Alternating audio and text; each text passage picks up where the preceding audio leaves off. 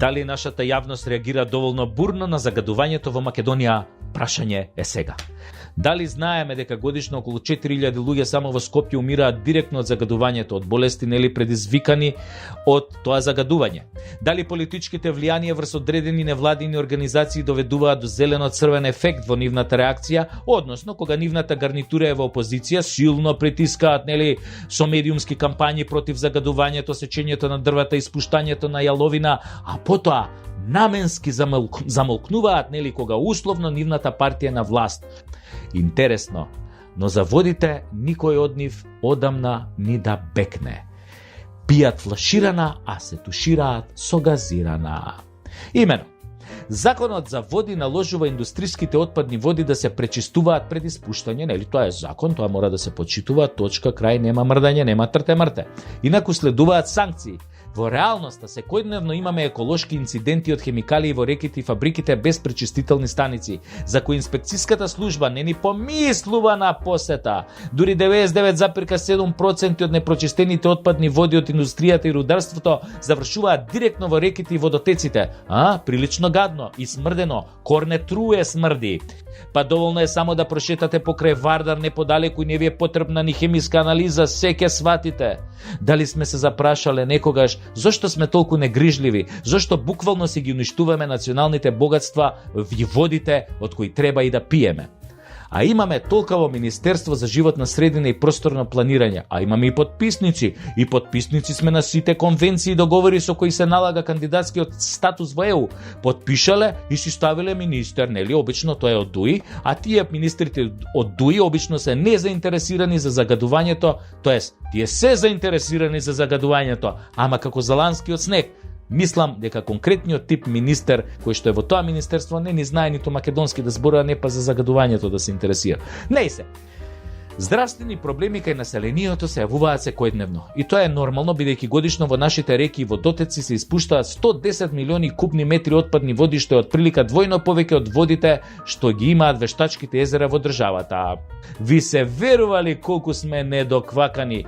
И дали знаете дека во државава има стопански објекти кои имаат процеси со вода, ја загадуваат, ја испуштаат и немаат соодветни дозволи и процедури за тоа? Се уште овој дела е сива зона. А каква сива зона бе? Ова оди кон црно, ноќ црно. За која Европа кога тогаш ќе се качи на оваа власт на глава?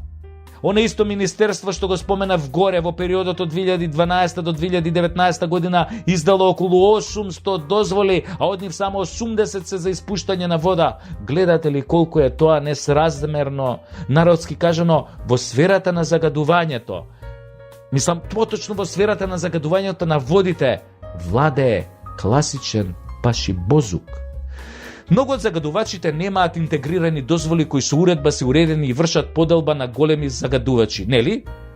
Ти имаат А дозволи и оние малите загадувачи имаат Б дозволи. До тука е нели јасно? Јасно е дека со ваква дозвола треба да има и пречистителна станица на фабриката во која по пречистувањето на водата од механички загадувања се додаваат бактерии кои ја чистат и биолошки, и после одредени мерења доколку е во параметрите пропишани со законот се враќа водата во реката и таа вода нели не е загадена, можеш да си ја пиеш, да се миеш под мишки и така натаму.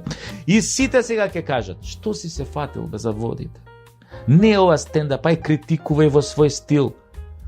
Ако има еден инспектор, например, од Велес до Кавадарци, како може истиот да ги контролира водите, уште ако на ова одозгора се додаде и корупцијата за која сме на високо ниво? Мислам, ја не алудирам ништо, предпоставувам. Како воопшто да се регулира прашањето на загадувањето на водите? Прашањето е сега. И 100 пат ќе прашам. Кој е овде луд? Во многу градови во Македонија и онаа вода од изворите е загадена поради ваквото енормно испуштање. Химикалиите понираат, се гради во заштитените зони на бунарите и штетата е траена кога веќе ќе се случи. Не можеш да ја оправиш ни 50 години во иднината. Има случаи кога водата не е за пиење. Во Тетово, во Струга, во Гостидар, во Гевгелија, секаде има лоши резултати по здравствената слика на населението и сите, мислам, ги боли такво ето за тоа. Ова не е смешно, ова е трагично. Да рониш крокодилски солзи. Оваа анализа вели дека ќе ни треба многу сила, политичка волја и знаење да ја оправиме оваа ситуација. Ако се земе предвид дека пред месец дена беше уапсен фраер од Шишево кој во Карпош си фрлал медицински отпад во заштитена зона кај бунарите од кои пие половина Скопје, зракот на светлоста е многу далеку, не само од ковид, постојат и многу други начини да се заврши трагично во оваа кутрена патена земја, а тие запнале датумот па датумот во авион, датумот па датумот. Иако го нема датумот, иако рибите умреа, алгите изумреа, диносаурусите малце поодамна се умрени, ама луѓето ни умираат сега и овде, тие запнале датумот па датумот. Дали се покакам во датумот.